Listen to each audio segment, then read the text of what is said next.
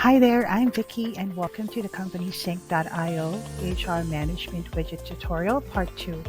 Managing your team has never been easier with this all-in-one solution for HR tasks. From tracking contracts and shifts to setting up payroll and more, this widget is designed to streamline your HR operations and keep your organization running smoothly. Let's explore its features. So again, we will continue with the insurance part. This is our second part. The insurance section allows HR to manage health and employment insurance data. All you have to do is first select the staff member from the drop-down menu and fill in fields like insurance book number, health insurance number, and registration of medical care. You can also save the details to ensure compliance accuracy. To do this, let's try to do this. Add, modify.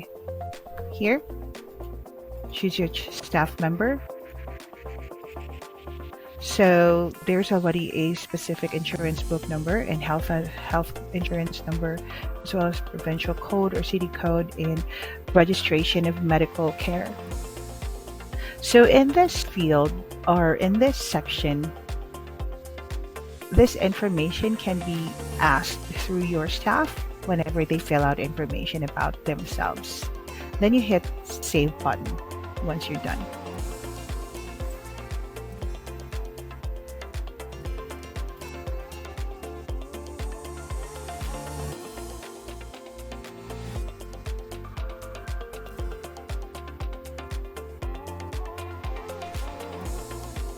So once you click on Save, let's proceed to the next tab. We have the shifts and day off management.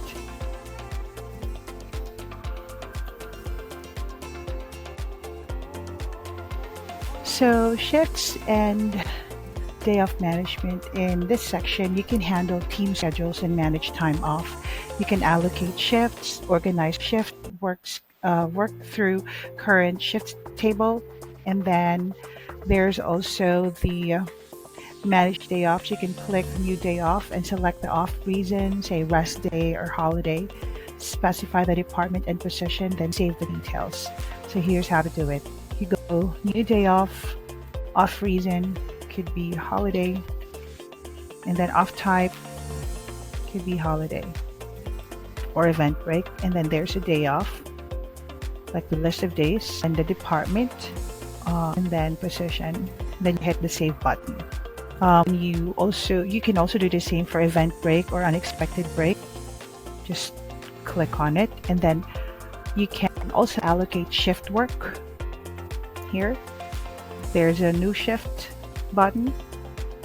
So when you do shift, there should be a shift code. Again, these are provided, or this is based on what your company has, and then the shift name. The shift type also can be part-time office, overtime shift. Then there's a department here. These are the different departments you can choose from. So there's roof inspection, sales. So these are predetermined. And then apply from date. It could be like, say, December 17 to December 21st. And then you hit the save button once you have it there. Next to that is a current shift table. Current shift table will allow you or get to see the schedule per staff here. So this is basically more of an overview of how you can manage the shift of your team members. All right. Now let's proceed with payroll. So payroll management includes payslip and payroll templates. I will show you how to create a payroll template and save, and then you can also fill out adding a payslip, or like add payslip and select the month. Let's click on the payslip or payroll tab. You will see two options. You have the payslip and the payroll template. Let's start with payroll template first. So the payroll template, currently we have three. We have Kevin Stone, emergency repair team, and remote. Earlier, we only have two. We have Kevin in emergency repair, and then we added remote. So to add remote, you just have to click on the add payroll template, and then the department applicable, right? And then there's the role, and then there's a position applicable, and then payroll table, manager, and then the follower. So again, there are different payroll drop down you can create. Then you hit the save button once you're done. Okay, let's go back to payroll. And then for payslip, you can add payslip. The month is December, say 12/24. Then the payroll template, you can add remote this time and then click save. So this would be dependent on what sort of payslips you have or what your company is doing, right? Let's proceed to setting. The settings section enables customization of key HR parameters. So we have the contract type, the allowance type, the payroll, job position, and workplace. So if you're going to add like a contract type, then you can put a contract ID, contract type, duration, and then the unit, of course, and then the insurance. And then each time you have to add anything, you have to click the save button so it will be automatically added in your system. The new allowance type, you can also create that, right? So say for example, if you want to do a bonus, holiday bonus, or what else, a sales bonus, you can create that under the new allowance type.